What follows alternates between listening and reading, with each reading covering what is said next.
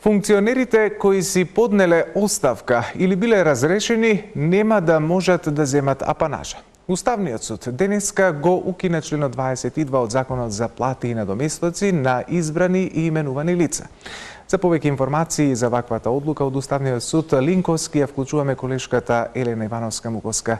Елена, повели со деталите околу одлуката на Уставен.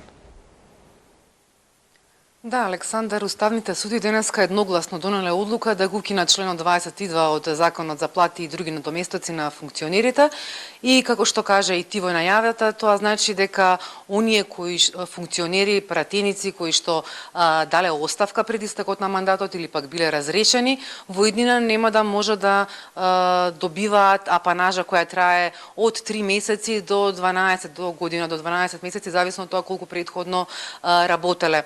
Повеќе за оваа одлука во овие вести ќе ни каже портпаролката на Уставниот суд Христина Беловска. Беловска, што конкретно одлучи денеска Уставниот суд? Како што кажавте, се работи за укинувачка одлука на членот 22 од Законот за плати и другите надоместоци на избрани или именувани лица. Содржината овде ќе ја споменам за да им биде појасно на гледачите, а тоа е дека во оваа одредба, односно членот 22 кој што денеска е укинат, предвидуваше дека функционерите, пратениците и раководните лица кои што дале оставка или кои што биле предвреме разрешени од функцијата ги имаат истите права како и сите останати функционери и избрани именувани лица, меѓу кои е и правото на надоместокот кој што е популарно наречено апанажа. И токму оваа одредба, член 22, понатаму нема да биде во правниот поредок, затоа што одлуката која што денеска донесе Уставниот суд е конечна. Кој е образложението зошто одлучија вака Уставните суди? Уставниот суд смета дека оваа одредба не е во согласност со владењето на правото, кое што е една од темелните вредности на уставниот поредок и е предвидено во членот 8 од нашиот устав. Исто така, според судот, овој член нема уставна оправданост. Судот го зема во предвид фактот дека до оставка или до разрешување доаѓа заради некаков вид на одговорност поврзана со вршењето на доверената функција. И според судот, оставката или разрешувањето и добивањето на паричниот надоместок се две работи кои што се неспојливи и токму затоа е одлучено да се укине оваа одредба. Првично иницијативата која што ја поднесе адвокатот Ќатовски беше за повеќе членови од Законот за плати и надоместоци кои што ги опфаќаат и оние функционери кои што си го исполниле целиот мандат без да дадат оставка или да бидат разрешени, но Уставен одлучи за тие членови да не покрене иницијатива. Се работи, да објаснам, се работи за иницијатива поднесена од адвокатот Струга, Глигорije Ќатовски, кој што имаше оспорено 7 одредби од овој закон за плати и надоместоци на избрани именувани лица.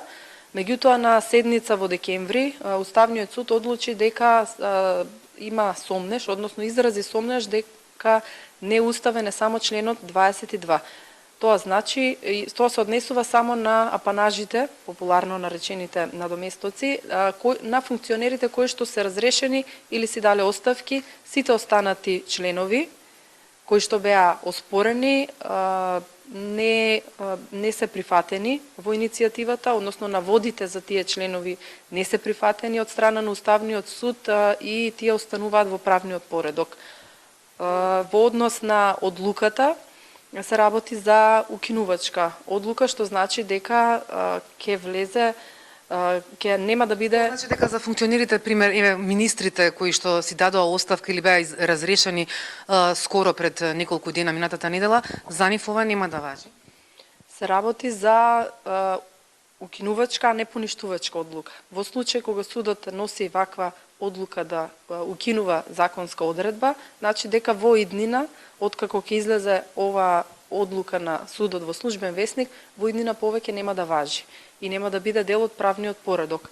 А кога би требало, како што рековте, да важи за ретроактивно, тоа значи дека судот би донел поништувачка одлука.